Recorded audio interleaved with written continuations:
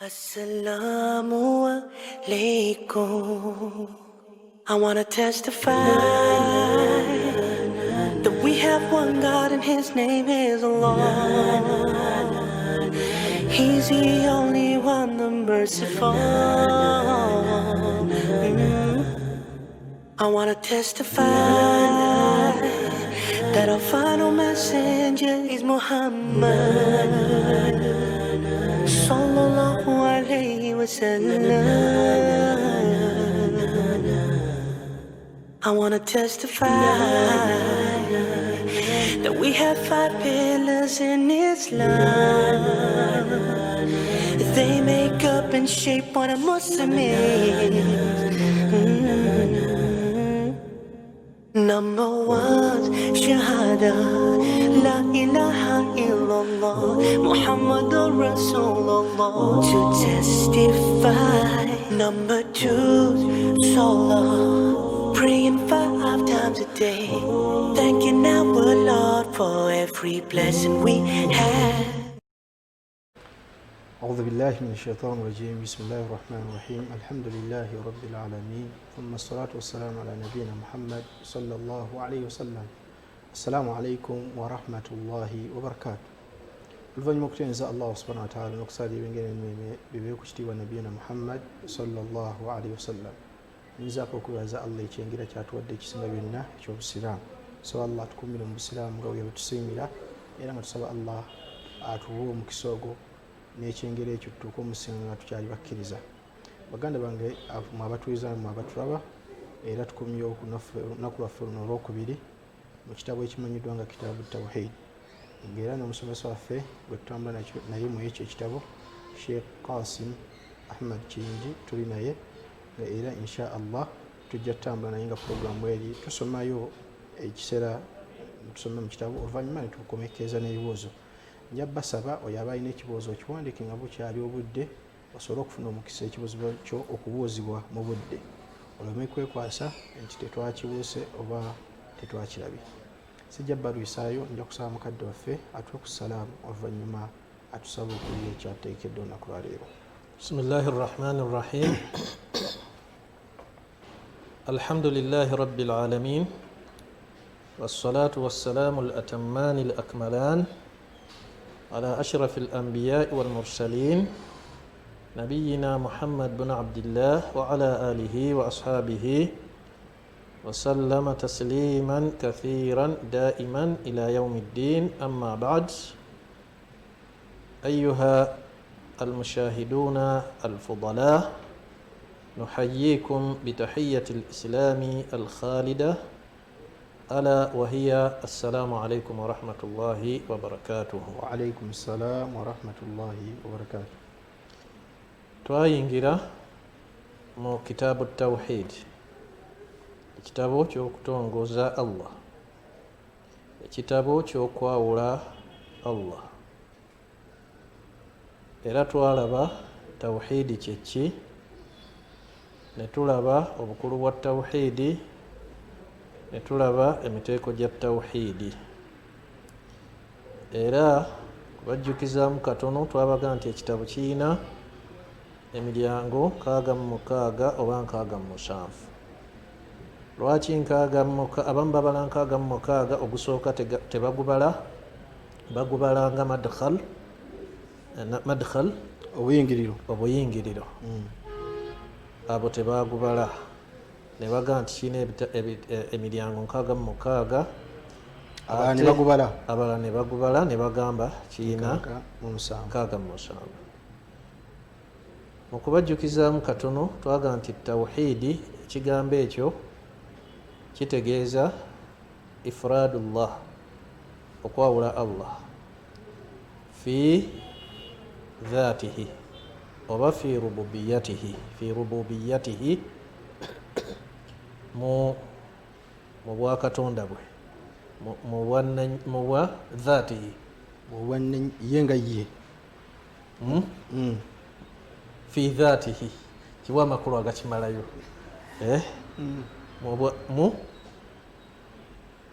fi dhaatihi, mu bubwe yenga kenyini yenga kenyini n'omwawula fi dhaatihi mu kumutongoza nti ye katonda waali. Naam, yeso okumutongoza fi uluhiyatihi mu kukola ki, mu kumusinza. Okumutongoza fi asmaihi wa sifatihi n'omutongoza mu mannya n'omutongoza mu bitendo. Eyo tawhid. Abamanyi abamu bakifunza ne bagamba ifradullahi. Naam, ifradullahi bima huwa lahu, kwawula Allah bima huwa ekirina okuba ekikye n'ekyo ekirina okuba ekikye. Kitegeeza nti ayina ebibye ibaada ye n'omutongoza mu ekyo, okutonda kukwe n'omutongoza mu ekyo. Ayina amannya amajjuvu amalungi n'ebitende ebijjuvu ebirungi n'obimutongozaamu. Eyo tawhid. Ifradullah bima huwa lahu. Mu kubajjukizaamu katono twagamba nti tawhidi ezo ez'emirundi esatu tulina nebanga tawhidi twagitekulamu emiteeko emeka? Esatu. Tawhid al-rububiyya, توحيد الألوهية، توحيد الأسماء والصفات. وقول الله في الربوبية. Akadde wange n'osonyiwa entegeera egamba nti ekimu kijjawa ekituuka okwawulamu ebinteeko egyo esatu. Al-istiqra wattatabbu. Tojja kusanga mu Qur'an ayiga nti tawhidi erina emiteeko emeka? Esatu. Tojja kusanga mu hadithi ayiga nti tawhidi ya miteeko emeka? Esatu. Naye abamanyi batatabba, balondoola, bagoberera obuwufu buno bw'obujulizi nga bujja ne buteekululamu Qur'ani ne hadithi, ne basanga nga tawhidi eri mu miteeko emeka? Esatu. Era ojja kusanga nga okwawula kwonna kwe twawula Allah kudda miteeko egyo emeka? Esatu. La rabia, teri muteeko gwa kumeka? Gwakuna. Mu adilla z'abafuqaha ze beesembesa bana usulu n'abala al-istiqra'u tam. Singa olondoola ekintu n'okisanga ng'okigoberedde n'otunuulira obuwufu bwakyo n'okyetooloola n'otuuka ku kikakafu ku nsonga, istiqra ebeera buki? Eba ttaamu, eba ezijjudde. Era tubwesembesa.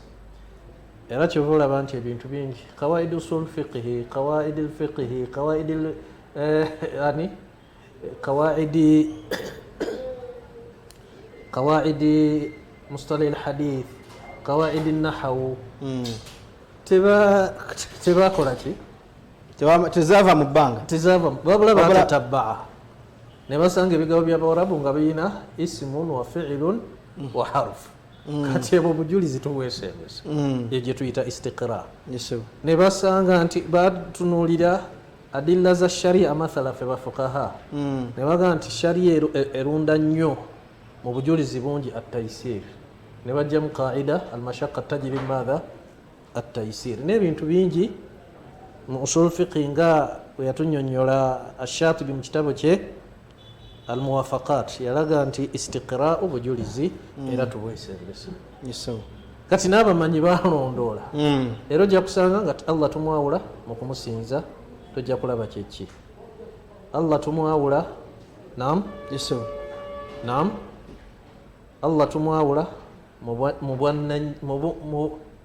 mu kumweyawulira nti fi dhaatihi, ekigambo kimbuze eki kijjamu mu bubwe nga ye. Allah ne tumwawula fil asma'i wa umanya ge, era ekikwatagana n'okwawula Allah kwonna biddamu ekyo kyetuva tugamba nti al istiqra'u at-tam. Shaka ekikumbuzisa ekibuuzo ekyo, emikotu gino gibaako ebizibu bingi. Mubaawo omuyinza okusanga n'osoma n'osanga oli nga avumirira ba ahlu sunna wal jamaa, basooka bateekako linnya baga nti Abawahab, naga nti imaamu wammwe oyo yateetawo ne taksimu eno kitegeeza yatandika na kuzuula ne bavaawo bogezaako okubaanukula nti tugenda okukisanga ne baimaamu nga Ibn Taymiya balina obufu bwali bunaga kino ne bakugamba nti bonna ne bakuba lumu kati si bwe ensonga kimbuuziza oyo anukule ku nsonga eyo muganda wange ayinza okuba nga ndaba naye akitegeere anti oluusi abamu bayingizibwamu okuwalana abamu ne babagamba ekigambo nga kifu ne bakwata kikwate abamu ne babanga bo bennyini tebasobola kukola ki kwenoonyereza kunoonyereza kati nenga ekyo kyekituufu era kisimu eyo teba bidaa wa illa bw'onoolamulako ekyo bidaa ebintu bingi ojja kukola biramulako nti ki bizuule bidaa tojja kusanga mu bigambo bya nabbi arkanu swala shurutu swala tojja kusanga mu sunanu swala wajibatu swala naye abamanyi bwe batunuulira obujulizi mu Qur'an ne mu hadithi ne bakisanga okwanguyiriza mimbabi taqribu lilmu kusembeza ki irimu kati ebyo byonna ebigwa mu kusembeza irimu tetubiyita bidaa olwakubadde nga waliwo abagiyita bidaa hasana n'ebyo bigwa mu qaidatu lmasalihi almursala qaidatu almasalihi almursala tetujja kinyonyola masalihi almursala kyekiriwa naye bafa abali eyo kusembereza waliwo ebintu nga tebyaliwo ku mulembe gwa nabbi naye nga nebijjawo oluvannyuma ebijja oluvannyuma nga biyamba ku ebyo nabbi byakola ki byalagira Allah byalagira mu Qur'ani ne muki ne mu hadithi kati ebitutuusa ku ebyo antumai tubiyita masalihi almursala oba obiyise bida eyo beera bida lugawiya naye si bida istilahan kati yamukadde waffe tawhidi tugirabye nga ina emiteeko emeka esatu tulina tawhid al-rububiyya tawhid al-uluhiyya ne tawhid al-asma'i والصفات abamu bagiteekulamu emiteeko ebiri at-talabu wal-qasdi ne talabu al-ma'rifa tawhid al-ma'rifa talab kwe kumusinza qasdi ogenda gyali tawhid al-ibada al-ithbat wal-ma'rifa okukakasa nti waali Allah wal-ma'rifa n'okumumanya naye ng'era byonna bidda ku miteeko emeka esatu kati abatulaba abalungi tawhid al-uluhi tawhid ar-rububiyya kwe kwawula Allah bil khalqi n'okutonda oba twagamba nti tawhid rububiyya okwawula Allah okwokutonda tawhidullahi bi af'alihi okwawula Allah n'ebikolwa bye kiki tutegeeza okwawula Allah n'ebikolwa bye tutegeeza okukakasa nti Allah huwa al-khaliq ye mutonzi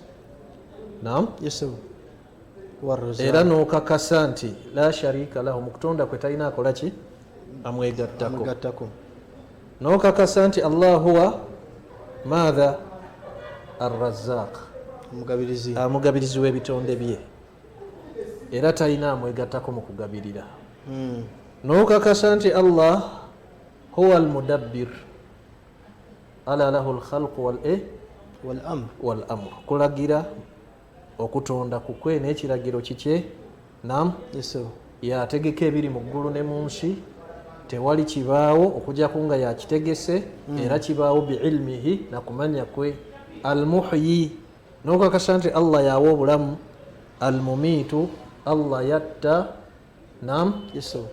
kati tawhid jetuyita tawhid madha tawhid jetuyita tawhid rububiyya okwawula Allah obwakatonda bwe fi dhatihi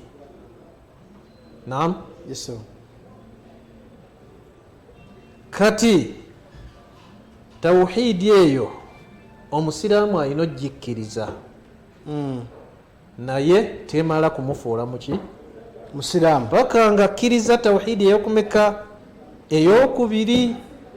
Tawhidi eyokubiri yerwa tawhidi al-uluhiyya, okuwawula Allah mu kusinza, oba gye twagamba tawhidullahi bi af'alina, okumwawula naki n'ebikolwa byaffe bye tukola.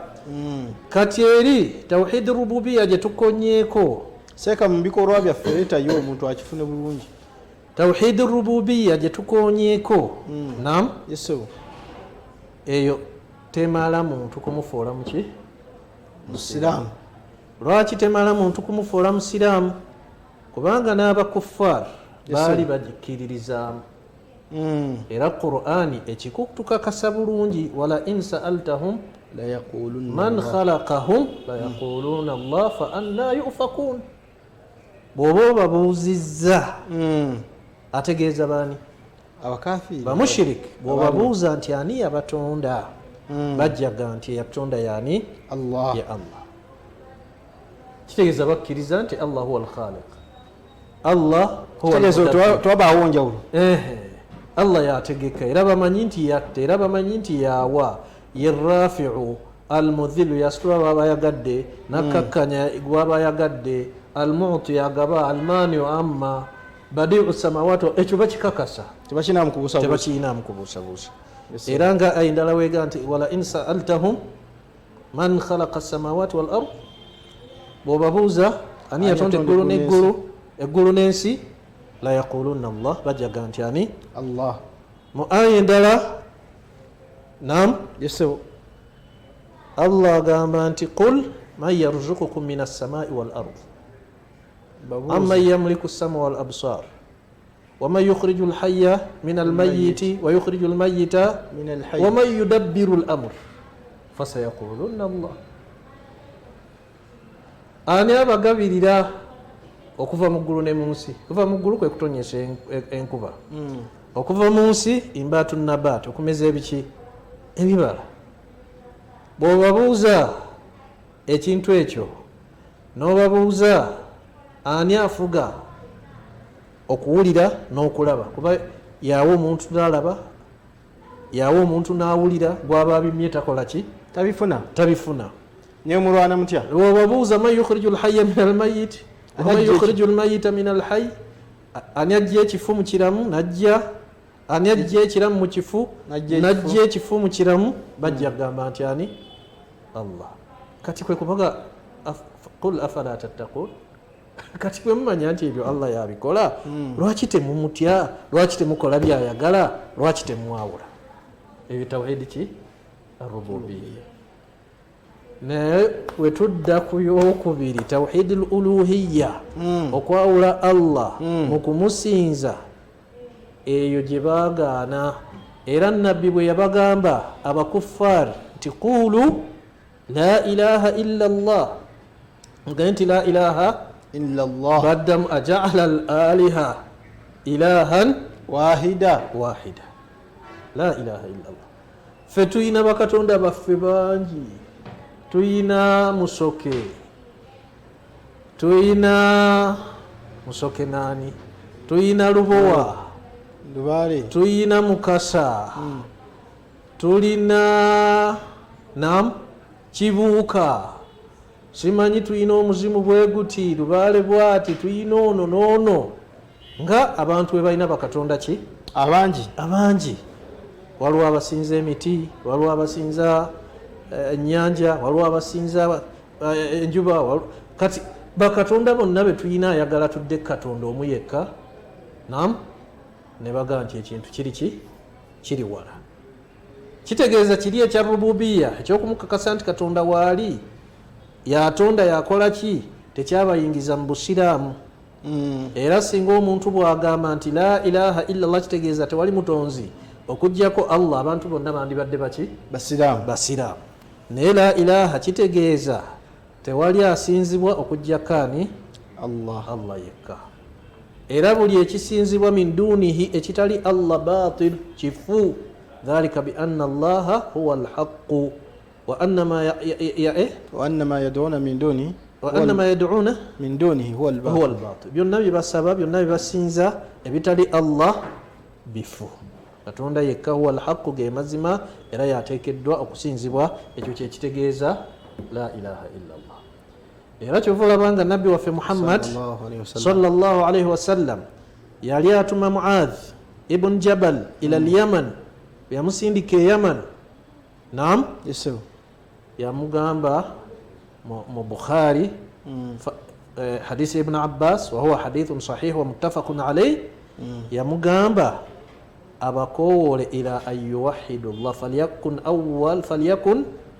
awwal ma tad'uhum ilayhi naam ila ayyuwahidu Allah kibeere kyosooka okubayita bajje gye kiri tawhid mu riwaya endala ila shahadati an la ilaha illa Allah kitegeeza tawhidi la ilaha illa Allah kati tawhidi uluhiyya betegeeza ifradullahi bil ibada okwawula Allah naam mukola ki mukumusinza ala ma shara'ahu Allah akutulina okwongerako fil kitabi wa sunna ala wajhi at-ta'abbud ala wajhi madha at-ta'abbud okwawula Allah n'okumusinza ekyo kimu ng'omusinza okusinziira kwekyo Allah kye yalagira okuva mu Qur'ani okuva mu hadithi naye mu ngeri ya kusinza kuba tulina bye tukola nga biringa ebyokusinza naye nga sikola ki sikusinza paka nga niyo yakola ki yakusinza okwawula Allah bil ibada n'okumusinza abantu ibada naddala wano ewaffe bagifuna bimafuhumin dayiq enfuna enfunda bamanyi nti okusinza kukoma kusaala oba nakusiiba nampagi ttaano naye ibada kigambo kigazi nnyo nnyo tekikoma kusaala tekikoma kusiiba tekikoma kukola hijja tekikoma kuwa zaka wabula ismun jami'un naam likulli ما يحبه الله ويرضاه من الأقوال والأفعال الظاهرة والباطنة شيخ الإسلام ابن تيمية باتبو يجمالايو لنيا ebikuŋŋaanyiza byonna Allah byayagala ebigambo n'ebikolwa ebirabwako n'ebitalabwako waliwo ebikolwa ebirabwako ng'okusaala okukulabwako kola hijja kulabwako jihaadi irabwako naye waliwo ate ebikolwa kalbiya nga bya mutima nga khawfu okutya Allah okutya okwokusinza arraja kusuubira Allah naam atawakkulu okumwesigamira al inaba okudda gyali attawba okwenenya al mahabba okumwagala al ikhlaasu emirimu ejjukula ku lulwe n'ebirala bingi kati ekyo kyetuyita ibada addu'a okumusaba ibada ya lulimi tulina kusaba Allah yekka tetuteekeddwa kusinza tetuteekeddwa kusaba kabeere nabbi bwaba n'ebizibu toga nti nabbi Muhammadi nina ebizibu nsaba ojja okole ki ontaasi kabeere sheekhe wa tariiki lwaki nkyogedde ekyo ekya sheekhe wa tariiki kubanga abasuufi balina enjogera egamba nti bwoba n'ebizibu n'okowoola sheekhe wo oba hayyan au mayitan naam mulamu oba mufu oba waali oba taliiwo ebizibu abyo akola ki abiwulire era abikumalira wa hadha ainu shiriki eyo shiriki eyannamadda kyekinyusi kyennyini ekyokugatta ku Allah okwokugatta Allah kasita obeera neyo entegeera wala tad'u min duni llah ma la yadurruka wala yanfa'uka naam tosabanga ekitali Allah ekitajja kukuyamba ate ekijja kukosa era bw'onookola ekintu ekyo ojja kubeera mu bantu abaki ababuze kati kitegeeza ki nti ibaada buli mulimu gwonna gwe tuyita ibaada abasiraamu kimanye naam olina gukolera Allah togenda kukabuliza maama wo ku malaalo tinina ebizibu mu nnyambe. Togenda kaburi ya taatawo, ate bw'aba agenze ku ya sheekhe, togenda ku ya sheekhe, togenda ku ya nabbi, kebeere ya nabbi Muhammadi sallallahu alaihi wasallam. Naam, era kyova olaba nti nabbi ye yasaba Allah edduwa naga la taj'alu qabri wathanan yu'bad. Hadith eri muwatta'i wa jaa an Abi Hurayra, eri muwatta'i mursala wa jaa an Abi Hurayra bisanadin sahih aw hasan fi musnad Ahmad. Yasaba Allah aleme kufuula kaburi ye wathanan yu'bad, essanamu erikola ki? Erisinzibwa. Ogenda ne mugikolako emikolo, okugikolerako emikolo, ne mugyetoloola, ne mugisinza, ne musaba nabbi abamalira ebizibu. Sheekhe kyentegeddemu, omuntu ogenda okukola hijja oba umura, wali wa nabbi tewaliwo ibaada? Tewali ibaada, mujarradu taslim, salaamu yokka. mutolere salaam, assalamu alayka ayyuha nabiyyu wa rahmatullahi wa barakatuh, assalamu ala sahibaika Abi Bakari wa Umar, nga weetambulira. Sheekhe nze ntera okulaba abasiraamu atuukawo wali wennyini ekibula n'akikuba omugongo n'asitula emikono n'akukusa amaziga ne nga musajja ya imaani. Wa hadha la yajuz, tekikkirizibwa. Era oba okoze shiriki ennene ekujjira ddala mu buki? Mu busiraamu. N'olwekyo tawhidi al uluhiyya kitegeeza okwawula Allah bil ibada n'okumusinza bima shara'ahu Allahu fi kitabihi wa sunnati nabiyyihi, ng'omusinza n'ekyo kye yatukulagira mu kitabo kye, la bil hawa nebyava ku nabbi Muhammad shaitani, la bil hawa wa nafsi wa shaitan. Bw'oyagala nafsi omutima gwo kye gukulagidde, sitaani kyekulagidde, la. Kyova olaba nti ibada la yatahaqqaq illa bishartaini muhimmaini oba muhammaini.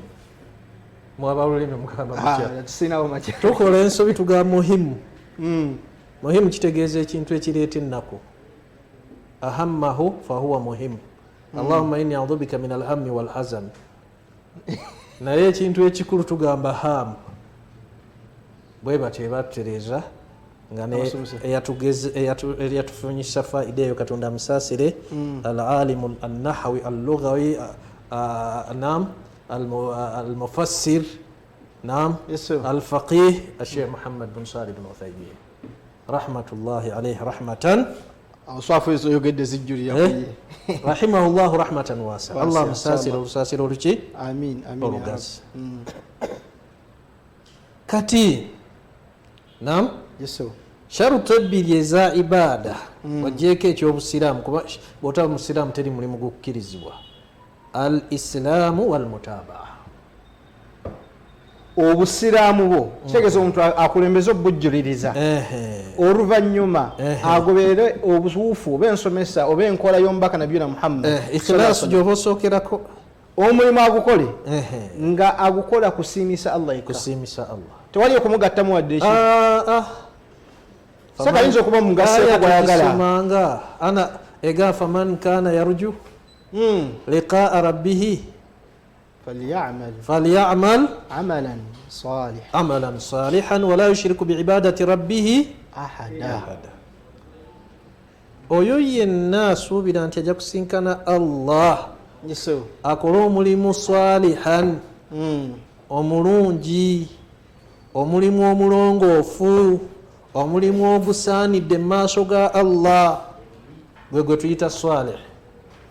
Hasana, emirimu emirungi. Wala yushiriku biibadati rabbihi ahada. Mu ibada takola ki? Tagattamu kintu kyonna. Ana agna shuraka ani shiriki, nze abeegatta bonna mbaawukanako, naam saagala kungatta. Sheka wenza wegumizewo lwansonga emu, saagala kungatta. Nze Allah bw'ayogera hadisu qudusi, man amila amalan ashraka fihi ma'i ghairi taraktuhu wa shirkahu. Allahu akbar. Omuntu akola omulimu tujja biraba yesubu maasawo ku anwa'u shiriki, aqsamu shiriki, nga tunyonyola ki? Emiteeko gya shiriki.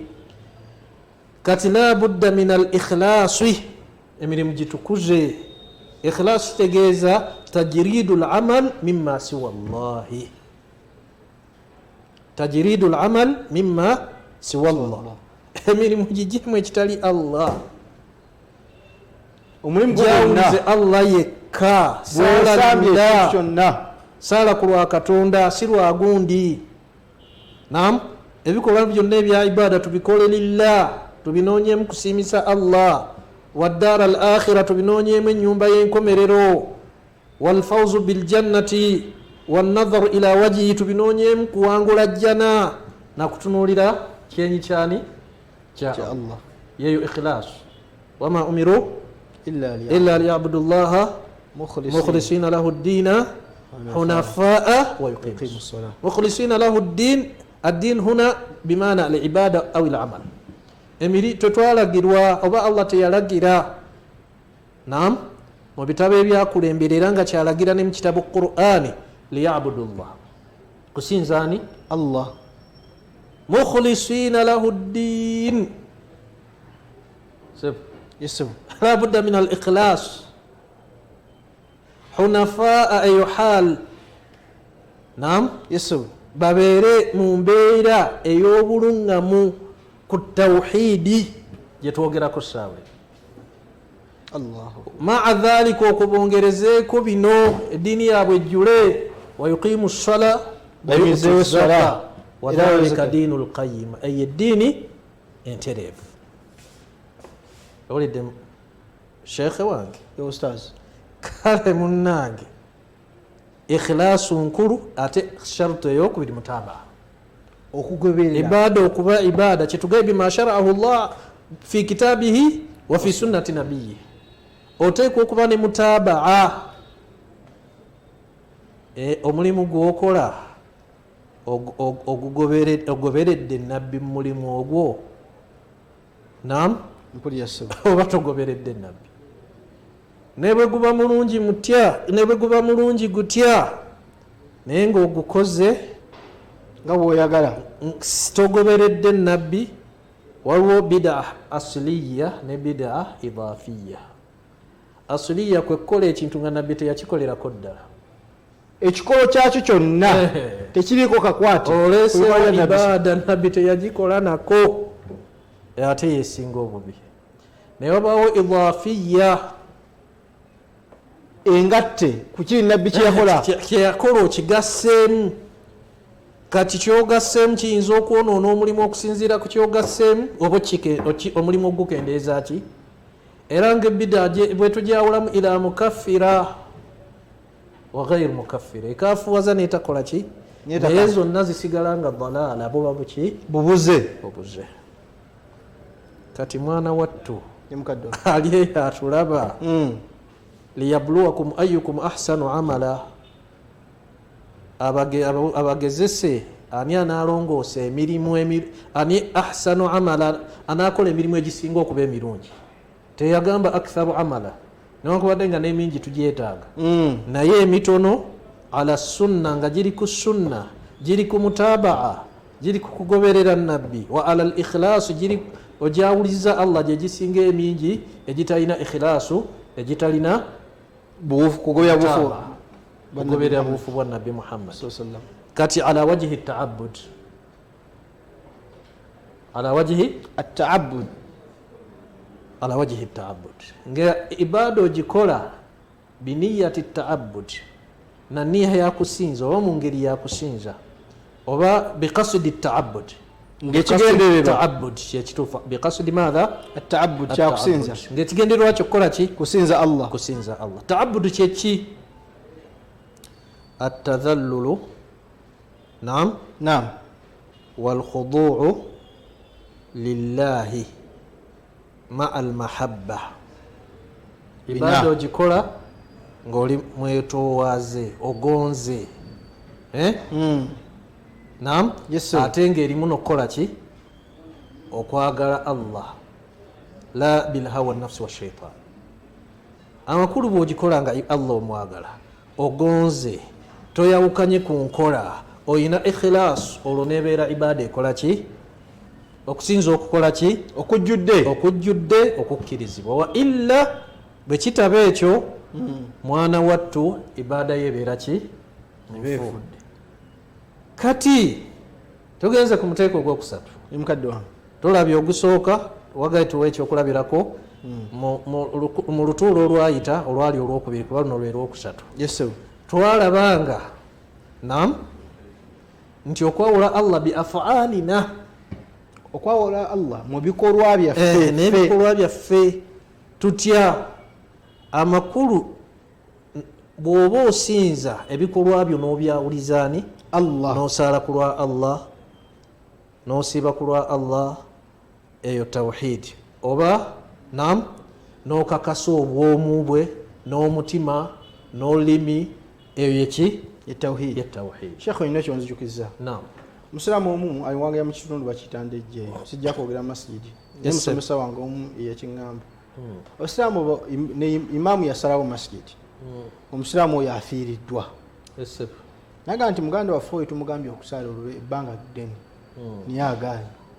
Yafiirwa mukyala naga nti okubalaga obukulu bw'esswala n'okugoberera amateeka g'eddiini sigenda kuziika nsi. Imaamu naga nti sigenda kubaayo kubanga ye kennyini tasaala era afuddeyo mukyala we naye tasaala. Imaamu bwe yakyogera n'abasanga naffe tugenda ggera. Siraamu n'alinda olujja n'alugula geeti, abasiraamu tebalabikayo. Mu basiraamu abali mukwano gye bajja ye n'agamba nti munjogere nnyangu siva mu munnange. Naye yafunamu ekibuga n'agamba ne batandika omulaba mu masiro omubuzi wa kiki n'agamba nti kye mwakoze gundi sijja siswa kuva ku swala nja fiirwa wano mujja okugaana okuziika abaffe oyo aba yagattako Allah kubanga nze ndabye nga yatudde wano nti nja fiirwa wano mujja okugaana okunziikirako. Wasaala bamuziike nga yenniya ye bamuziikireko ba bamuziikireko yenniya ye, oyo talina swala. Naye omulimu guyinza okutandika awaluhu riya entandikwa yaagwo ebariya oluvannyuma naki ne gulongooka. N'olwekyo abamanyi kye baba batugamba nti tarukula amal khawfan min arriya, okweka omulimu olw'okutya olw'okutya okulaba olwakabanda be riyau kuba kweraga. Ibara eyina bweggwayo egamba nti walamalu min ajili nnaasi shiriku. n'okukola nga ate okola lw'abantu ebeera ki kuba kugatta ku Allah ebeera kwennyini. shiriki. N'olwekyo toleka mulimu, abantu banoonya irimu mu ntandikwa, oluusi kunoonya bitiibwa, oluusi shohora kwatiikirira, oluusi talabul maal kunoonya sente, naye irimu fayaquduhum ila Allah. Mu mugendo ogwo ne bakakkana nga basukakkana nga buli kyakola akyagala mwani Allah. N'olwekyo oyo tumwongera kumunyweza. Ekyokubiri imaamu kye yakola nakyo kikulu nnyo. Omuntu yenna bw'akola kabiira n'agiremerako si kirungi imaamu kumukolako mikolo gya busiraamu. Sheikh waliwo omusiraamu ali yakuwulira, waliwo omusiraamu ali yakuwulira akulabanga gwe okuba kampayini eri bayimaamu babasuulewo. Senze nsomesa busiraamu. Awo tutegedde wekigambo si bibyo, si byange. Eddiini eragira omukulembeze bayimaamu yagaana okusaalira. Nkulaba ye tate yamugamba musaalire, sallu ala sahibikum. olaba abaali babanjibwa sallu ala akhikum. Kitabu twabinyonnyola ebyo mu kitabu, abaani abasaalirwa abaani abatasaalirwa. Mu kitabu kyaffe bw'atyo omusiraamu bw'asaalira omufu. Nkufunye. N'olwekyo omwana wattu tugende ku muteeko ogwokusatu. Tawhidul asma'i wasifati, okwawula Allah mannya n'okumwawula mu bitendo. Kyeki okukakasa ithbatu ma athbatahu lwakunyweza linafsihi, kyeyenywezaako oba kyeyeyogerako min al asma'i wasifati wa nafyu ma nafahu anhu min al asma'i wasifati athbatahu li nafsihi fi kitabihi au fi sunnati nabiyyi. Okakasa Allah kyeyekakasaako mu mannya n'ebitendo ekyajjira mu Qur'ani ne mu hadithi. Naam. N'okusangula oba okuwakanya okuwakanya ekyo Allah kye yeewakanyako nti takirina. Naam. Yes. N'okukakasa nti Allah kye yeekakasaako. Naam. Yes. Tayina amufaanana mu kyo. Era ne tukakasa min ghairi tahrifin wala ta'tilin. Yes. Min ghairi tamthil wala takyif wala ta'til wala tahrif. Bili ebintu bina. Waliwo bongerako ekyokutaano. Ne tukakasa amannya ge ne tutamufaananya amannya ge na bitendo bye. Ngai tashbih. Ye tamthil. Kyekisinga obulungi kuba Allah kye yakozesa. Ngai tamthil. Obutamufaananya. Wala ta'til. Obutawakanya kye yakola ki? Kye yayimirizaawo. Oba okumuggyako kye yeeteekako. Gwe noga ekyo tekisoboka. Kaba tugaa nti Katonda alaba kitegeeza afaanana ebitonde. Tetujjaga ffe tugatalaba. Kiraba? Bwe ngamba mu Katonda alina omukono. Ate olinaga nti Katonda alina omukono, yes, naye gulinga ogugwe, eyo tamthil. Oba oyagadde ofaanaganyiriza. Ofaananyiriza ate bw'oguwakanya. Eyo ta'til. Wa bi'run mu'attala. Katonda okumu'attala, okumuggyako kye yakola ki? Kye yenyweza kuba kye yeekakasa. Tahrif. Naam. Yes. Twagambye ebintu bina. Mwabaddemu tashbih. Tamthil. Tashbih. Tamthil. Era ye tashbih. Ta'til. Takyif. Tahrif ne takyif. Kati tujja kumala ne takyif. Tahrif kwe kugaa nti tukakasa nti alina omukono naye tahrifu ya mirundi ebiri. Eyo yonna esangibwa mu Asha'ira.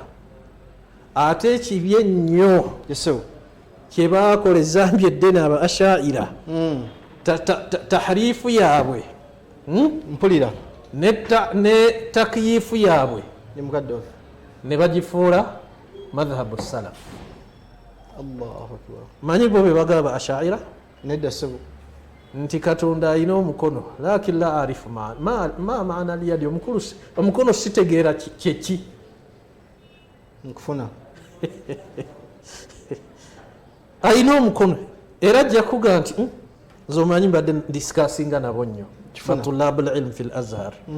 Enkakasa naam alina omukono naye sigumanyi. Era ekyo hatta sheikh omba sheikh abalungi ku mulembe guno Abu Ishaqa al-Huwaini yagaa nti oyo babayita batya mufawwida, babayita bamufawwida. Nga baani abakimuteekako oba ye yakyo? Mufawwida be bagaa nti nze simanyi naye Katonda yamanya amakulu gaakyo naye nze sikola ki? Kegakyejjeeko n'akizza erimu. N'akizza eri Mungu. Naye ate ffe ba ahli sunnati wal jamaa tugaa nti alina omukono. Naam. Yes. Nga bwe yatutegeeza nti alina omukono naye tetugumanyi bwe gufaanana. Naam. Yes. Naye tugukakasa kuba yatugamba nti alina omukono. N'omukono tukimanyiddwa lafu. Ekigambo mukono kyekikola ki? Kyekitegeeza. Naye kaifiya butya we gufaanana gutya. Kati bano aba Asha'ira balina amakulu babiri mazibu nnyo. Ajja kugaa nti maamaana lyado oba ogamba alina omukono kyeki? Naam. Ffe tugamba nti omukono gwegwe era Allah gwe yatutegeeza ogumanyiddwa. Ate omu ku bamasheekhe baba Asha'ira bamuyita Baqillani mbakulembera ye yagukakasa n'abaradda. Wa kathirun min al-Asha'ira alladhina raja'u ila madhhabi sunna. Era ina ekitabo al-Ibana ekyo kyabula naye nakala minhu kathira. Sheikh al-Islam Ibn Taymiyyah, Sheikh al-Islam yakijjamu ebigambo bingi mu kitabo kye Dar'u Ta'arudul Aql wa Naql. Kati maddeku min ghairi tamthili awatali kufaananya wala ta'til awatali kuwakanya nti Allah talina kuba yategeeza yasinga okwemanya. Ffe tetumulabangako naye ye yeemanyi. Atugambye nti alina emikono, atugambye nti alaba, atugambye nti omuliro agenda guteekako ebigere. Fayada Allahu alayhi qadama. Ffe ne tugamba nti ate ebyo tebiriiyo. Ekyo kiba kikyamu. Kati takyif kwe kugaa nti tubadde ku tamthilin ta'tilin ne tahrif. Tahrif maanahu akyusa omukono naga nti ankakasa nti alina omukono naye teyali ategeeza mukono, yali ategeeza alyadu, ategeeza kudura, buyinza, kuwa, maanyi, ni'ima, kyengera. Ne babaddamu ba ahli sunnati wal jamaa aya eziga nti bali yadaahu mabsuut, tojja kuga nti Katonda alina ebyengera bimeka? Bibiri. Oba alina amaanyi ameka? Abiri. Bo bagayita kuwa wa ni'ima. Kati balina ebibabuzaabuza ne baga nti kwe tusinziira kuba Katonda aga nti wassamaa'u banainaha bi aidi, eggulu twalizimba bi aidi, kitegeeza bikuwa. Eyo si jamu ya aidi. Era kyovola nti mu Qur'ani nuskha za Qur'ani singa obulungi kuba tekuli ki ya, eyo jamu mufradi ya yadi, mufradu ya aidi y'omukono. Yadu jamu ebeera aidi, ate eno aidi jamu mufradi liba linnya limu. Aidi yani alquwa twalikozesa ki? Maanyi. Naye tategeeza bi aidi bikuwa nti mikono olwo batuuke ku kiri ekyegamba nti yadullah kitegeeza quwwatullah. Ekyo kikyamu, maanyi ga Allah, ekyo kikyamu. Kati bano aba ashaira yesu muharrifa bakyusa, bwe bamala okukyusa kijja ku butuufu bwakyo ne bakiwa amakulu amalala. Nga bolaba Allah bwaga nti thumma stawa fi sab'ati inna rabbakum Allahu alladhi khalaqa as-samawati wal arda fi sittati ayyam. Katonda wamwe yatonda eggulu n'ensi mu nnaku mmeka? Mukaaga. Bajja thumma stawa ala al-arsh, bajja istawula yefuga arshi. Kati ne bavunula istawa bimaana istawula, kwefuga kintu, naye ekyo kifu. Amakulu as-salaf baga istawa yani irtafa ala al-arsh, irtifaa yaliqu bi irtafa ala al-arsh irtifaa yaliqu bimadha? Bijalali. Wa min ghairi takyif. Kati tafwidhu babaga nti amakulu tetugamanyi, naye abo be babi ate okusinga muharrifa, abakyusa amakulu kuba abo talaa'ub bil alfadh. Bwatyo bwe yagamba Sheikh Abu Ishaq al-Huwaini, bazanyira ku bigambo nga nihaya y'ekigambo kyabwe kuwakanya kitendo kyani? Kya Allah eky'omukono. Kuba bwaga nkakasa omukono sigumanyi, ekitegeeza aba akoze eki? Aguwakanyizza. Ekisembayo min ghairi takyifi, awatali kugamba nti kaif, Katonda ate kyawabeera n'omukono. Kaifa, omukono gwe gufaanana gutya? Era gukola gutya? Akka nga bwatugamba hadisi yanzilu ila samai dunya. Noka kaifa yanzilu akka, fete tukkiriza nti akka, era tumanyi nti Katonda ala kulli shay'in qadir, era tuga nti okukka kwe tekufaanana na kwaki? Kwa bitonde. Tuga nti anyiiga naye kwe tekulinga kwa bitonde. Tuga nti Allah yadhaku, aseka naye okuseka kwe tekulinga kwaki? Kwafu abantu. Era ebyo byonna nga tubijja mu aya egamba laisa kamithlihi shay'un. Allah talina kikola ki? Kimwefaananyiriza kyonna. Kimwefaananyiriza. Kati kafu eno yesu ekisooka mulimu okuwakanya Allah ekintu kyonna okumufaananya ala wajhi shumul. Ala wajhi madha? Ashumul. Mu mbeera ey'okubunyisa. Ng'oli bwakuga nti omuntu feesi yefaanana etya? N'omuga nti eriko amaaso n'ennyindo n'omumwa amatama ki? Ekyo tetumufaananya ala wajhi shumul. Tutegeere nti alina ekiyitibwa feesi. Alina feesi. Ate ne mubaamu ala wajhi tamthil, okumufaananya mu ngeri y'okufaananya ate ekintu ekirala. Nga bw'olaba oliraga nti nga bw'olaba kiri. Ekyo oli nga bw'anaakugamba nti mathala taatawo omuto yagenda Amerika oba yagenda awantu, mutabani wo n'akubuuza naye taata wange afaanana atya? N'omugamba nti olaba taatawo Kasimu ate omulala bwatyo ddala bwakola ki? Bwafaanana. Falaisa kamithlihi shay, la ala wajhi tamthil wala ala wajhi shumul. Engeri z'okufaananya ya tamthili n'eya shumul zonna Allah takola ki? engeri okufaananyiza okwokubunyisa n'okwefaananyiriza zombi tezilayalikumujalaleti n'amaliriza nga agawa huwa samiu lbasir awamu n'ekyo Allah alaba samiu awulira ate akola ki alaba kati mwana wattu nemukadde nam yeso eyo ye tawhidi al asmai wa sifaati ate awamu n'ekyo netuwakanya Allah kyeyewakanyako Allah kyeyegaana Allah kyeyagaa nti takirina tetukimuteekako seka nekiba kikulungiridde muntu ayinza okuyanga kimukolera naga kankiri Allah aba akoze ensobi esobola n'omujja mu busiraamu esobola okumujja mu busiraamu n'olwekyo katonda nafa teyerabira wama kana rabbuka nasiya naye gwe bwoga nti katonda yeerabira nam ngesewo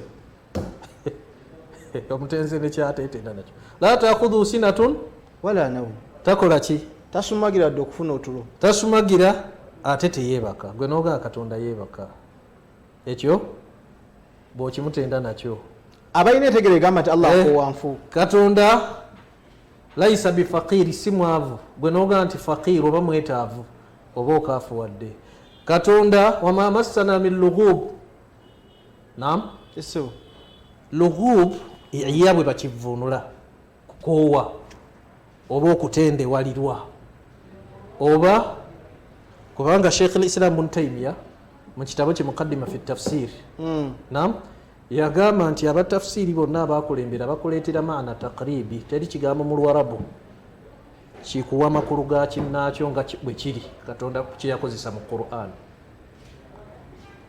kati lughub ajaga taabu iya naye lughub eba yaki yanjawulo ngera waga nti la raiba fihi nam ashakku kwe kubuusa la shakka fihi naye ate raib mubaamu okubuusa mubaamu okutya okukankana n'obutatebenkera ku kintu kati nam yeso katonda yeewakanyako nti teyerabira teyeebaka nam Allahu samad lam yalid walam yulad teyazaala teyazaalibwa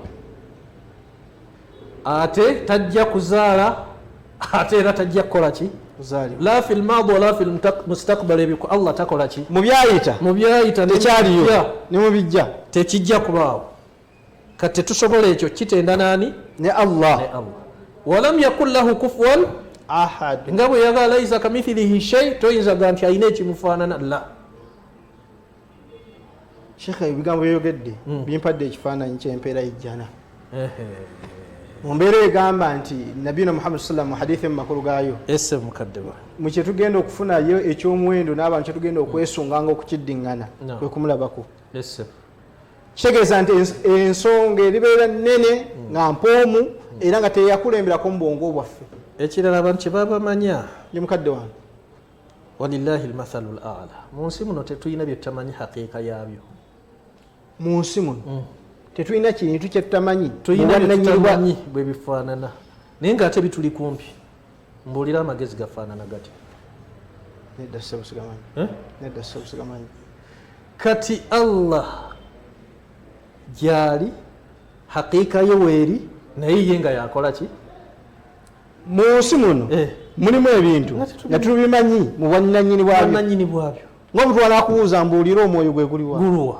naye nga bwe mwagulina essaawa lillahi almathalu al-a'la kitegeeza nti Allah naye ayina that naye nga yanjawulo era ye atubuulira nti kino kati nabbi bwe yagaa nti ebyomujjana ku by'omu nsi si kirala illa asima mannya bw'ogenda kulaba entende laisa fil jannati mimma fi dunya illa al asma teyomu ebyo bisangibwa mu jjana bwe tubireeta ku yokudunya kujjako mannya gaani temwegatta ku linnya ti alina omukono naye gwo gufaanana gutya yamanyi bwe gukola ki olina gamukonzukizza bwe tufaanana muganda we Sheikh Sekkad wali akwogerako ako yagamba nti kirinyanga ne ku nsi kuno Allah era yatuwa ebintu nga bifaanagana erinnya naye nga byawukana naga ng'onoolaba nti we bakubuuza nti mpa omukono gw'embuzi ku bbuca abaffe okakasa gwe guguga olina n'emmotoka erina omukono akakono k'emmotoka kufuna nkayekalaba. Tumaliriza byoketta abantu babuuze kuba luli twabalyazaamaanya twagala tusomesa essaawa nnamba ne mukadde waffe tubalage obukulu bwa tawhiidi, naye nga tetunnatuuka ku bukulu bwa tawhiidi omusiraamu biki bya yeetaaga ku tawhiidi. Biri ebintu 6 omusiraamu yenna yabyetaaga. Ekisooka yuhibbahu, olina okwagala tawhiidi omusiraamu mu byonna byoba osooka okwagala nga tunnayagala ssente tunnayagala ki, osooka oyagala ennyo tawhiidi. Sekanye ekintu kyendaba ebintu ebyo byawatteeka teeka farud si byakyeyagalize Allah buli ekikwatagana ne tawhiidi imma teeka nga bwoleka ofiirwa era ovaamu obusiraamu obuvaamu obanga kyatteeka nga obusiraamu bwe bukendeera, buli ekikwatagana ne tawhiidi. baganda bange mbasaba tuwizi wano Sheikh watuuse tawhiidi omusiraamu mwana wange ali eyo olina okujagala wa antuhibba ahlahu, n'okwagala ki buli gwolaba nti oyo muwahid omusiraamu ayawula Allah nam mwagale. Sheikh batugamba man ahabba lillah wa abghadha lillah wa ata lillah wa manaa lillah wa ayu hubbun nam wali abatulaga nti Sheikh nyinayo empera zenfuna nankukyayi ate nekugamba Sheikh kingi nkukyayiriza esinga omuntu okumwagala olwa tawhiidi. Kitegeeza nti nam kingakatako okwagala omuntu yenna yauma idhin ba'dhuhum li ba'dhin aduwwun illa almuttaqina, abaali baagalana abaali abawamu nga babagamba oyo teva ne kugundi yauma idhin ku lunaku olwo amakulu lwa qiyama ba'dhuhum li ba'dhin aduwwun eri omu ku bannaabwe eri bunnaabwe omulala balibeera balabe nabalabe okuggyako abatya Katonda. Hubbu yonna okwagalana ku nsi n'olwa luganda n'olwaki biggwawo. yauma yafiru lmaru min akhihi wa ummihi wa abihi wa sahibatihi wa bani likulli mri'in minhum sha'nun yughni. Taata ogenda mudduka naye bw'oba wayagala omuntu ku lwa Allah gwe mukwano ogenda okukuyamba. N'ekyo ekisinga okwagalana bitawhiidi olw'okwawulani Allah. Naam omuntu mwagale lillah, omukyawe lillah, naam walihi lillah, musembeze lillah, wa adihi muwalane lillah, ankihu lillah, muwawese muwa muwala wolwani lwa Allah. Naye ate waliwo ate abakola ensobi kubanga waliwo omuntu n'okwagala kuba ne maximum n'okukyawa kuba ne maximum. Sheikh ate waliwo gwe twagala 10 ku 10 era twagala 10 ku 9 waliwo gwe twagala 2 bibeera mpasente waliwo gwe tukyawa 10 ku 10 awulidde mu sheikhe wange ustaz owo hadithi eno gunombuyi wasi hadithi ahbib habibaka hawnan ma asa an yakuna baghidaka yawman ma wa abghid baghidaka hinan ma hauna muhina kweba tukawulu Ali ala sahih kigambo kya Ali yesu nasinga yasinga okukinyonyola n'okujimalayo amakubo gaayo Imam Tabari fi kitabihi tahdhibul athar yakireeta amakubo gaakyo gonna kuba ekitabo ekyo Imam Tabari yali agenderera kuŋŋaanya hadisi za nabbi zonna naye wa Fathul Maniyya qabla an yastakmilaha kufane kumusanga naye kyasigalako kiri majaladi ejuzu 7 ebisinga biri mafukudu bakalaba ku mujamiatu mul Qur'an nga 3 oba 4 5 kati naam yesu muntu mwagala ekiseera kyonna naye ayinza okukukyawa amakulu tokyawanga tokyawkumalayo n'omyumyula ate toyagala kumalayo. Sheikh kankubuuzeeyo kano ako kikyawa kajja neeno mu bafumbo sajja omukyala ayinza okukukyanaga niwooyise saagala nakuyinnyawo naye ng'ate bamekanga gwali gubasaza mu kabo naye ate ne mukyawagana obuzibu kati weera mu kamera kati ekyo ekigambo kya Ali kya hikima mu mbeera z'ensi mu mbeera zaki naye ate wetugenda ku saidi ya Allah olwo tukola ki twemaleyo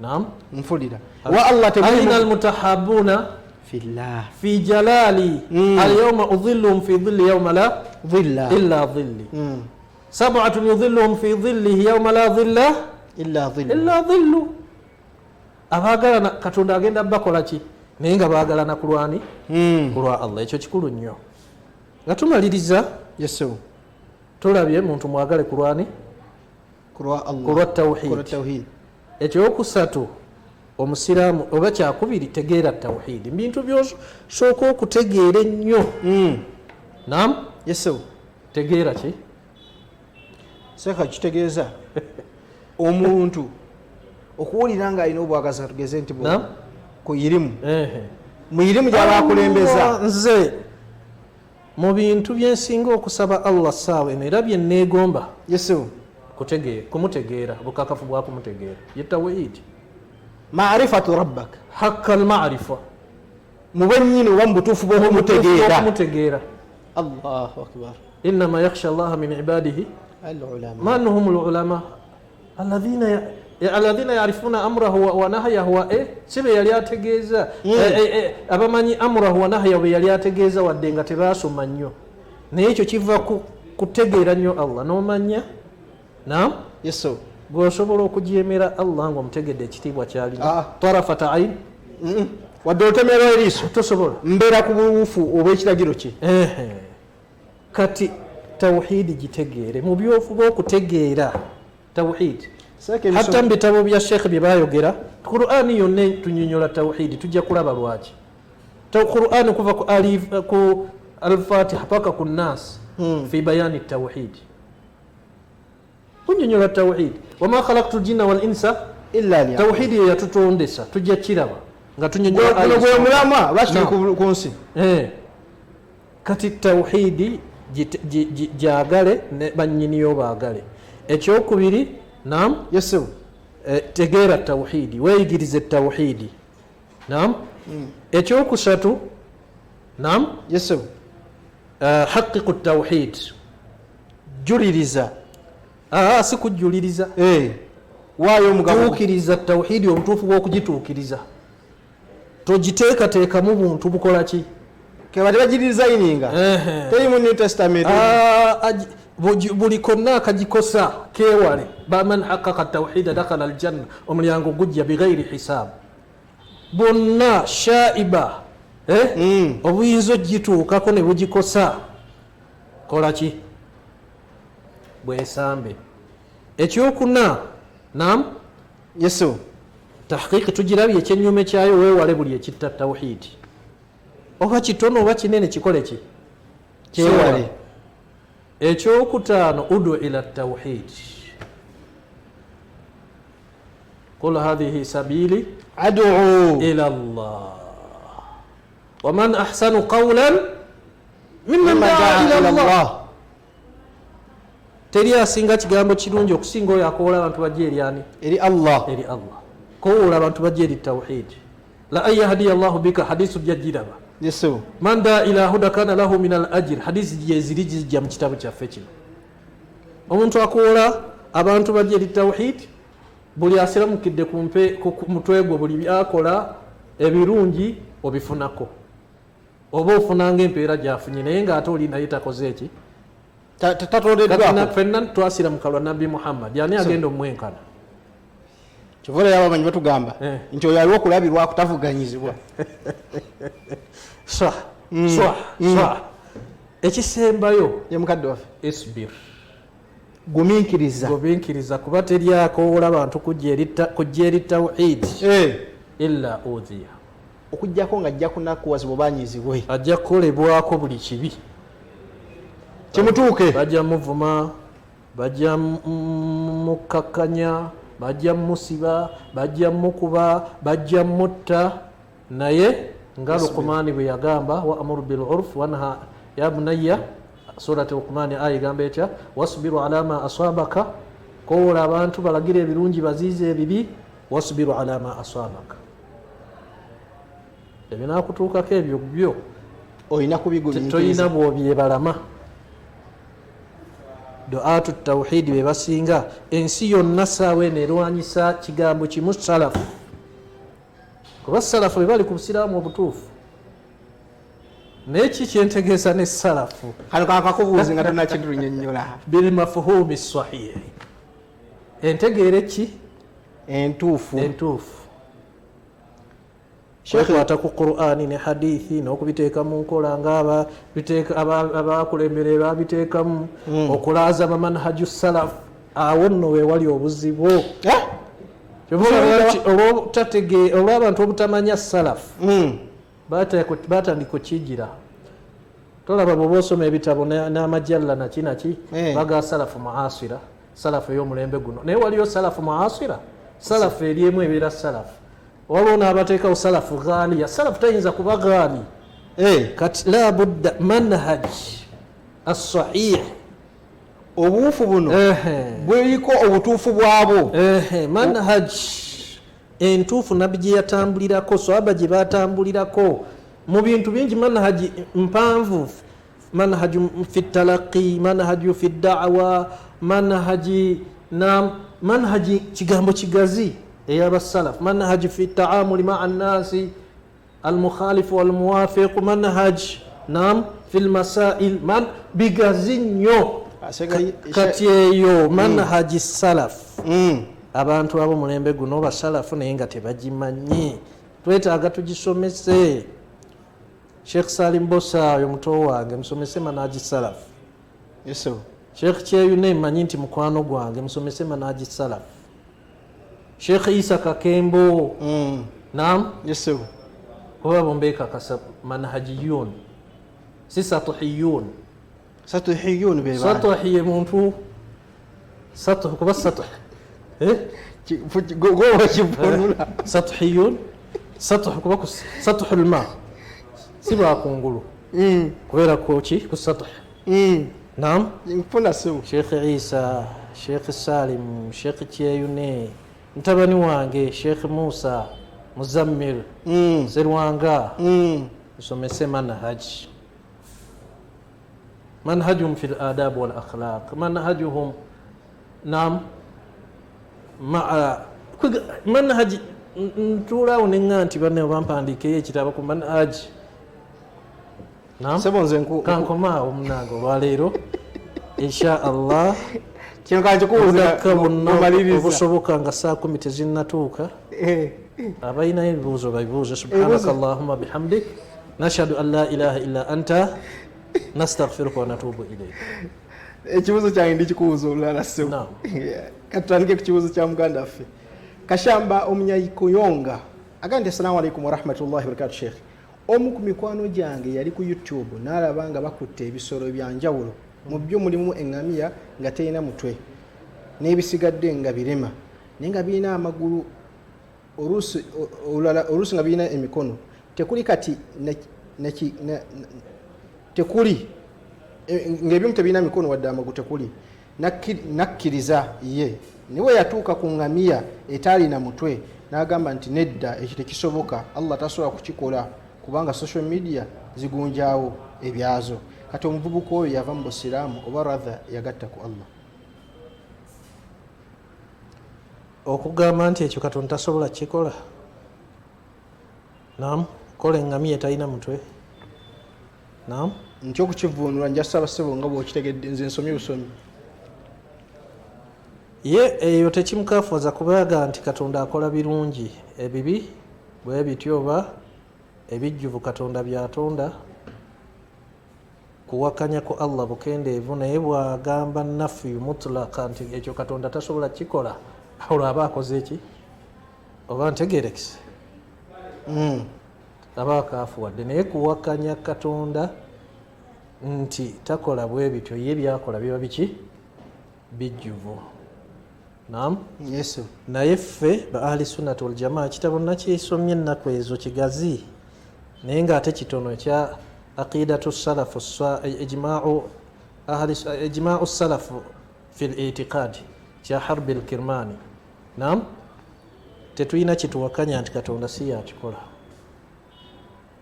tetulina kituwakanya nti Allah si yakola tetugaa nti katonda si yatta tetugaa katonda yatta tetugaa nti riziki bweba ya haramu eyo omuddu yajereetera si katonda yaba la khaliqu kulli shay kyonna katonda yakola ki yakiteekateekera kitonda n'olwekyo gwe byolaba ebibi min khalqillah era tugaa nti katonda yakola ki yeyabitonda era tugaa katonda talina kimulemerera asobola okutambuza engamiya etaliiko mutwe netalina magulu naawe ku lunaku lw'enkome sigamba ye naye omukafiiri katonda agenda mutambuziza kuki ku mutwe era nabbi bambuuza nti kisoboka kitya alibatambuliza atya ku mutwe agamba nti eyabatonda ng'abatambuliza kuki ku bigere agenda batambuliza ku mitwe. N'olwekyo mwana wange ampuliriza oba muganda wange tewakaafu wala kuba seetikadi yo yakakasa nti ekyo katonda takisobola wabula kulaga nti katonda bwe bityo takola ki tabikola naye nga togendereddeemu kuwakanya nti katonda tasobola kuwakanya busobozi bwa Allah. Jazakallahu khair. Naam. Ekibuzo kyoko kibudde muganda fayitibwa Akram Mugalu agamba assalamu alaikum wa rahmatullahi wa barakatuh. Sheikh singa nfuna okumanya okuba ku basomesa ab'enjawulo naye nga bonna balaga be batuufu mu bracket beewakanya ompa magezi ki nsobola okugenda n'ekyo ekituufu? Si nti buli muntu asobola okumanya amazima, si nti buli muntu. Kati masala ga aqida amazibu ennyo. Aqida kubane n'ebitabo bya usul bagaleeta mu babu taqlid. Naam, bitabo bya usul siga usul naye bagaleeta lwa bukulu bwago. Hali yasihu taqlid fi al-aqida? Sobola okugaa nti nze katonda sisobola kunoonyereza nti gyali oba taliiyo ki naye nze ngoberera mumanyi gundi. Abo ne bagaa tawhidi yo la budda min al-ilmi wal-yaqini wal-jazmi wala budda min al-ma'rifa, kubanga biri byakukkiriza oteekeddwa okumanya nti Allah gyali n'okkiriza olunaku lw'enkomo temuli taqlid. Abalala min ahli al-ilm wa minhum Ibn Uthaymin fi sharhi al-usul min ilmi al-usul intaha ila al-qawl nti si nti buli muntu asobola ne mu tawhidi tusobola okukola ki okukallada naye olw'okuba nti buli omuntu bw'oba osobola okumanya amazima binafsika fahuwa awla. Allah wabanga yakuwa obusobozi obutuuka ku mazima ki ekisinga obulungi n'osobola okunoonyereza sheekhe gundi asomesa amadhibu gano gagamba bwe gati gano gagamba bwe gati gwe noonoonyereza okufuna kyekisinga obulungi. Naye bw'oba tosobola naam weekwate kwabo bookakasa nti ddala beesigwa mu ddiini yaabwe, bamanyi, bayina aqiida entuufu, tebayina hawa ya nafsi. Bw'oba okola ki? Bw'oba ogoberera, era bw'obagoberera ne bw'ogwa mu nsobi anta ma'dhur, osokola ki? Osonyiibwa. Awamu n'ekyo tukugamba nti ga mazima wadde abamanyi baawukana batya. Inna lilhaqqi dalilan, amazima geeyoleka, amazima galina ekigalaga ng'enjuba ng'evuddeyo toyinza gizibikira, n'amazima bagakola ki? Begaba. Naye abamu balemwa okumanya amazima ensonga nnyingi, shubuha ze bayina, hawa nafsi ze bayina, naam, taassubu gye balina. Byonna byogedde byabulamu tetubitegedde Sheikh. Hawa nafsi okwagala kw'omutima. Shubuha kwe galina ebimutabudde bingi bimubuzaabuza tasobola kusetolinga kukola ki? Kumanya amazima. Taassubu okwesiba ku gundi. Abamu taqlidul a'ma, ne bw'omusomera hadithi nga ntuufu n'akugamba nze sheekhe wange ye gundi era ekyo kiyinza okugenda mu gundi. Abamu kibalemesa okumanya amazima naam environment we bakulidde ng'ekyo kye bakola ki? Kye bamanyi. Abamu aba wal ummahati, era ekyo kiyingira mu environment. Ensonga ezigaana amazima nnyingi, naye ebyo byonna la budda an tatajarrada minhu, olina okukola ki? Okubyewala. Omu ku basomesa abamu ne hasadu, so wallahi Allahu akbar. Ensaalwa abamu takabburu oyo ayogedde amazima. Kyovula nabbi yagaa nti ekiyitibwa olunkulu bataru lhaq, wakanya mazima, ghamtu nnas, kuba teri kimuwanyikanyisa mazima okujjako ng'alina takabburu. Teri kimuntu kimunyomesa banne okujjako ng'alina ki takabburu. Katonda w'ensaalwa ajja atya? W'ensaalwa ajja atya? Gundi ate yazze n'ekyo n'akigaana. Ffe tulina bashabaabu betumanyi ng'oyogera ekigambo ekituufu naye nga lw'okuba gwe gwayinako akantu gwe yakyawa kiyitidde gyatakyagala n'akubira oli naye nga ate oluusi ne baakubira bayizi bo. Kati tunuulira obukyayina ki nkulaba wahakadha. Naam, sallallahu taasi. esse ono ayitibwa Ahmed Kangave agaye nkweyanziza nnyo obbi wange Sheikh Qasim Kingi. oyo ya London yavaayo namuwulira bweru oba wa. Naam, nkweyanziza nnyo twali naye ku biraali wano mu Kivvulu. Ffe tuli bakibuga ssebo ono wakiseka wakiseka. Naam, agaye nti obbi wange Sheikh Qasim Kingi okusomesa abaddu ba Allah. Abantu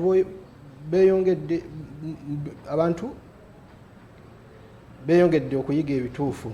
Egwe ne Sheikh Isa Kakembo mutuyambe musomesa abantu baffe abamu bapakuka n'ebigambo bye. esse agambye nti omulala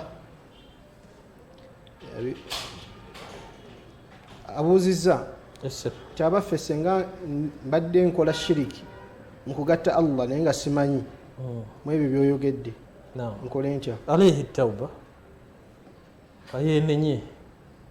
Naam, yesebo qul lilladhina kafaru in yantahu yughfaru lakum ma qad salaf.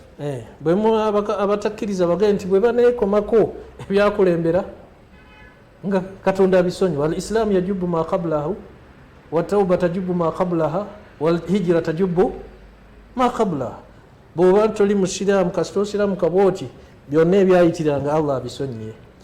Bw'oba olina amazambi obagenkana gajjusa ensi eno yonna bwe weenenya tawuba ekola ki? Bw'oba olina amazambi n'okola hijira era amazambi Katonda akola ki?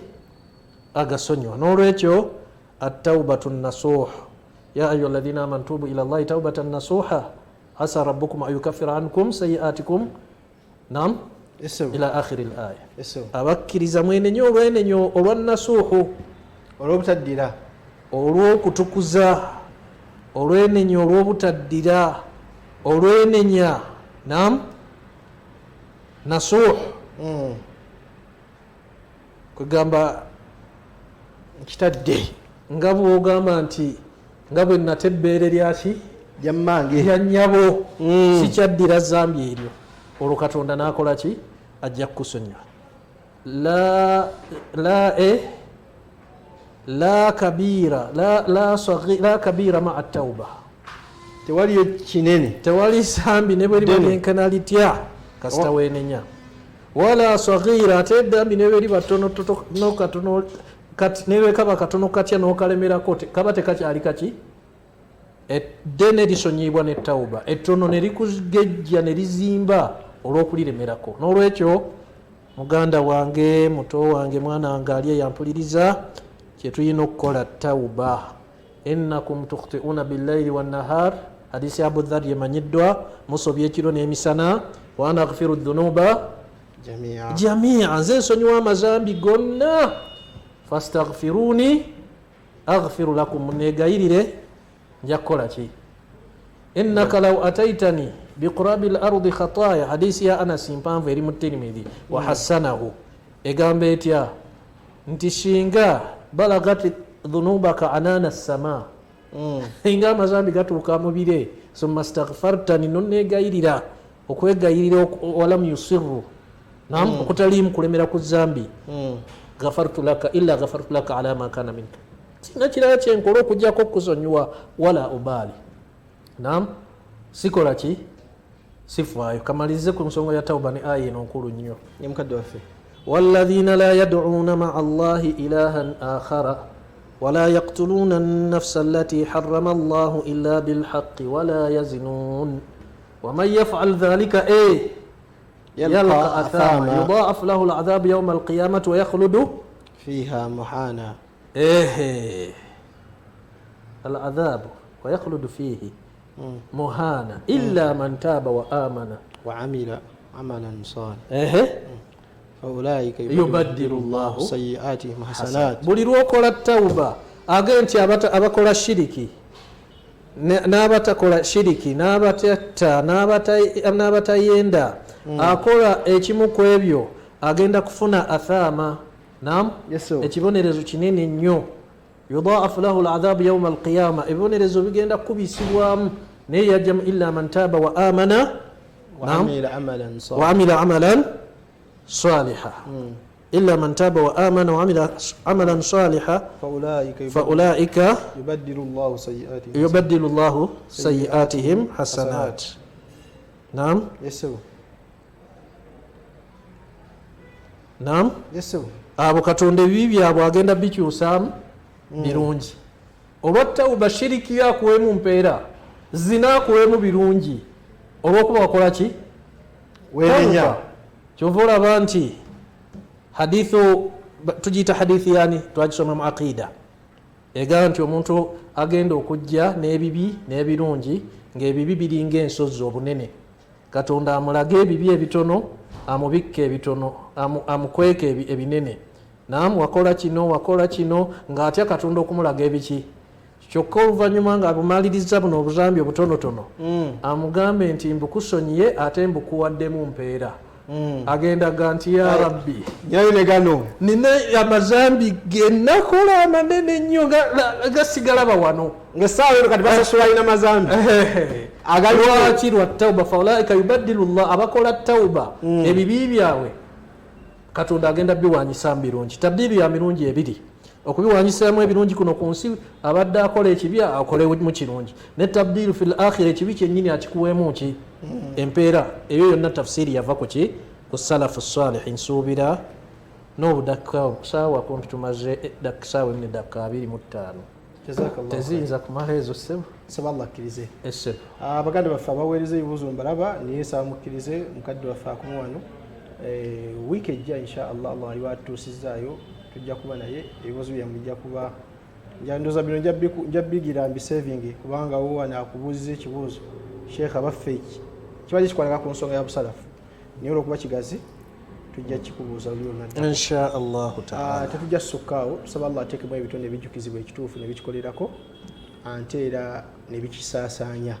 Tusaba Allah kitunywezeko nga Seeka bwe yalaze ku nsonga 6 ezigwanidde eri bumukkiriza ozimanya ku tawhidi yakomekereza n'ensonga asabur. Tusaba Allah atuwe okunywerera ku ddiini eni gyatusiimira tugende omusinga nga tukyali bakkiriza.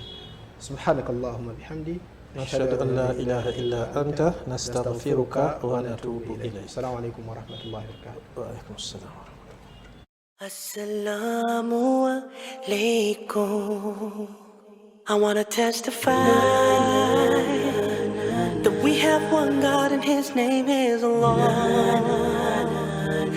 He's the only one, the merciful. I want to testify that our final messenger is Muhammad sallallahu alayhi wa sallam. I want to testify that we have 5 pillars in Islam. They make up and shape what a Muslim is.